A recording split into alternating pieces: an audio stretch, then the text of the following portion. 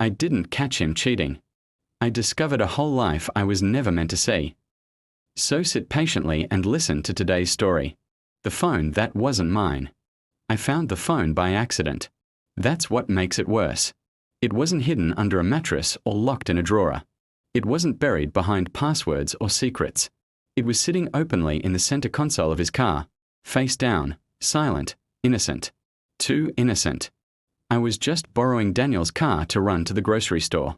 Mine wouldn't start, and he tossed me the keys without looking up from his laptop. Take mine. I'll finish this call. That was it. No hesitation. No warning. If I hadn't dropped my lip balm between the seats, I never would have seen it. As I leaned down to grab it, my fingers brushed against something smooth and cold. I pulled it up, expecting maybe his work phone. But Daniel didn't have a work phone. This one was older. Scratched. No case. No notifications lighting it up. And it wasn't the phone I knew. My heart didn't race immediately. It slowed. Like my body already knew something my mind hadn't caught up to yet. I stared at it for a long time. Then I did the thing every woman promises herself she wouldn't do. I turned it on. Unlock truths. No passcode. That alone felt like a confession. The home screen appeared. Minimal. No photos. No widgets. Just a few apps. Messages. WhatsApp. Telegram. My hands were shaking now.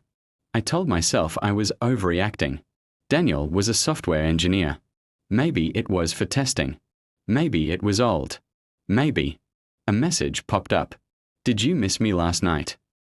Time froze. I didn't open it immediately. I couldn't. My chest felt too tight, like breathing through fabric. I finally tapped the message. The contact name was saved as A. No emoji. No last name. Just A. The conversation stretched back months. Photos.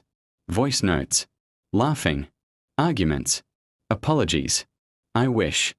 I could wake up next to you. I hate lying to her. After the wedding, things will change. The wedding.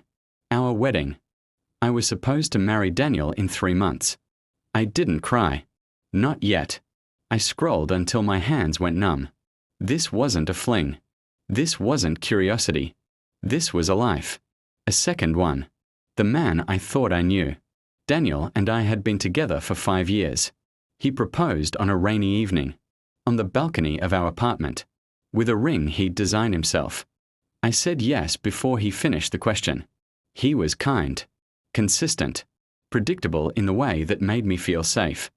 I trusted him in a way I had never trusted anyone, which is why the second phone felt like discovering a stranger sleeping beside me. I put the phone back exactly where I found it. Then I went grocery shopping. I don't remember how I drove home. That night, Daniel kissed my forehead like always. Everything okay? Yeah, I said. And I hated how easy the lie felt. Becoming a stranger in my own life. For the next 2 weeks, I watched him. Not obviously.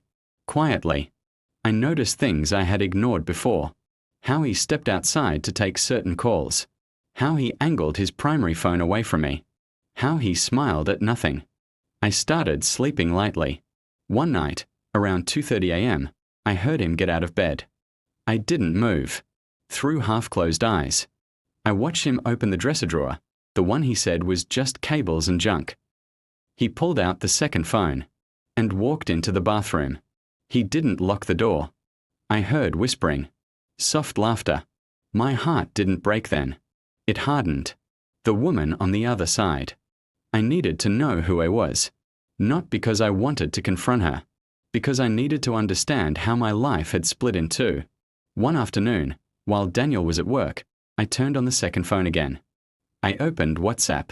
Scrolled further back. I found her name in a photo caption. Ariana. She lived 2 hours away.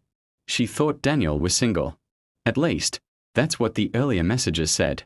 Then I found the shift. The moment she found out about me. You're engaged. You told me she was your ex. I hate that I still want you. And Daniel's response. I'll handle it. He never did. The confrontation he didn't expect. I didn't scream. I didn't throw the phone. I waited. On a Sunday evening, I placed the second phone on the kitchen table between us. Daniel froze. Not confusion. Recognition. Fear. I found this, I said calmly. He didn't deny it. That hurt more than denial would have. It's not what you think, he started. I laughed. A sharp, broken sound. It's exactly what I think. The question is, what do you think this makes you? He sat down. For the first time in years, he looked small.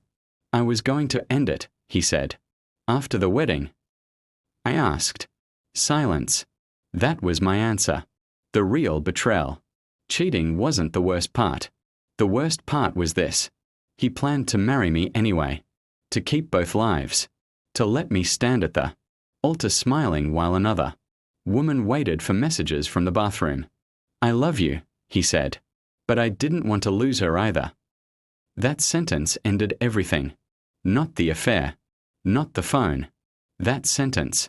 Walking away before the wedding. I moved out the next day. People asked questions. I didn't explain. I returned the dress. Cancelled the venue. Gave the ring back. Daniel tried to fix it. Ariana left him. He lost both lives. And I learned something brutal and necessary. A second phone isn't about privacy. It's about permission to betray without consequences. Epilogue. What I know now. Months later, I bought a new phone. Same model. Different life.